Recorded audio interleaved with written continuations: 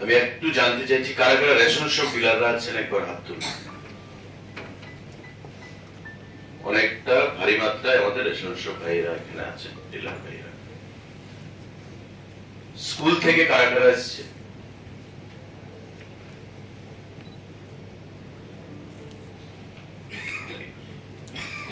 তার বাইরে কারা এখানে আছেন? আমাদের বিভিন্ন স্তরের মার্চেন্ট অ্যাসোসিয়েশন আছে। বাকিরা কি আমাদের আধিকারিকরা, বিভিন্ন স্তরের আধিকারিক যারা আছেন বিভিন্ন লাইন ডিপার্টমেন্টের? বাকিরা কি আছে?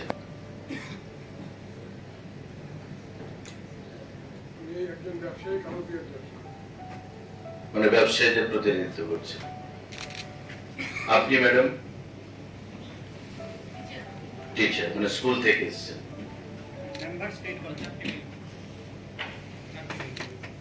চাকরি মিল, অর্থাৎ বিভিন্ন ভোক্তাদের সঙ্গে যাদের রিলেশন তারা এখানে এসছে।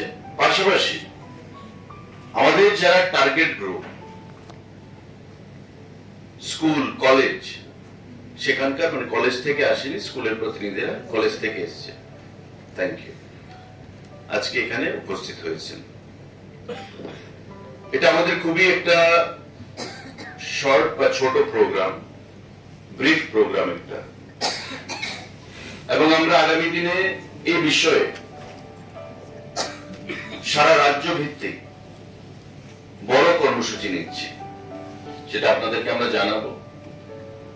দুটো তিনটে দপ্তর মিলে আমরা যৌথভাবে এ বিষয়ে আরো বড় কর্মসূচি নেব। আমি দেখছিলাম এখানে বসে যখন আলোচনা চলছিল আইনি দিকগুলো, অনেকে মোবাইল টিপছে, অনেকে ঘুমোচ্ছে, মানে ল্যাক অফ ইন্টারেস্ট অনেকের মধ্যে, নট অল। আবার অনেকে দেখছিলাম খুব মনোযোগ সহকারে বক্তাদের বক্তব্য শুনছিলেন, আইনি যে পরামর্শ বা আইনি যে পার্সপেক্টিভ ওনারা বলছেন সে বিষয়গুলো শুনছিলেন।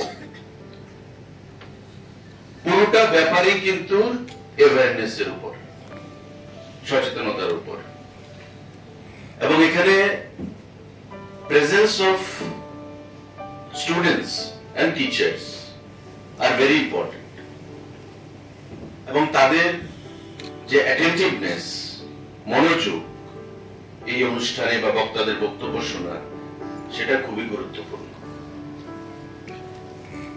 আমরা প্রায় সময় পত্র পত্রিকাতে দেখি যে দাম বৃদ্ধি পেয়েছে, আলু পেঁয়াজের, সরষের তেলের দাম বৃদ্ধি পেয়েছে, কালোবাজারি চলছে, প্রতারিত হচ্ছেন গ্রাহকরা, এবং পরবর্তী সময় এটাও দেখি যে এসডিএমরা ফুড ইন্সপেক্টরদেরকে নিয়ে বাজারে ছাপা মারছেন, দোকান অনেক বন্ধ করে দিচ্ছেন, ফাইন ইম্পোজ করছেন, পেনাল্টি দিচ্ছে ব্যবসায়ীরা।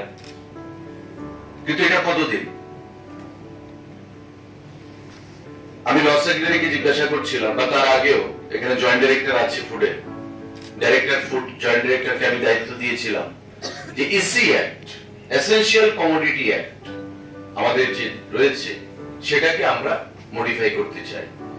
ওনারা পরীক্ষা নিরীক্ষা করে দেখলেন যে স্যার এটা তো কনকারেন্স লিস্টে আছে গভর্নমেন্ট অফ ইন্ডিয়ার অ্যাক্ট, যতক্ষণ না পর্যন্ত গভর্নমেন্ট অফ ইন্ডিয়া সেটাকে চেঞ্জ করবে আমরা তো সেটা কিছু করতে পারবো না।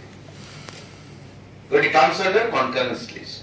আপনারা জানেন যে কনকারেন্স লিস্ট যদি দিল্লি থেকে, গভর্নমেন্ট অফ ইন্ডিয়া থেকে যদি না হয়, তবে আমরা এখানে মডিফাই করতে পারবো।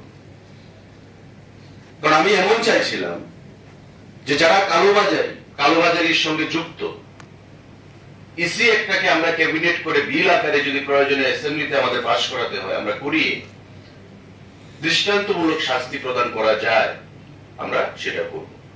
কিন্তু যেহেতু কনকারেন্স লিস্টে আছে, গভর্নমেন্ট অফ ইন্ডিয়া যতক্ষণ না করবে আমরা করতে পারি, করে প্রেসিডেন্ট থেকে আমাদের পারমিশন আনতে হবে।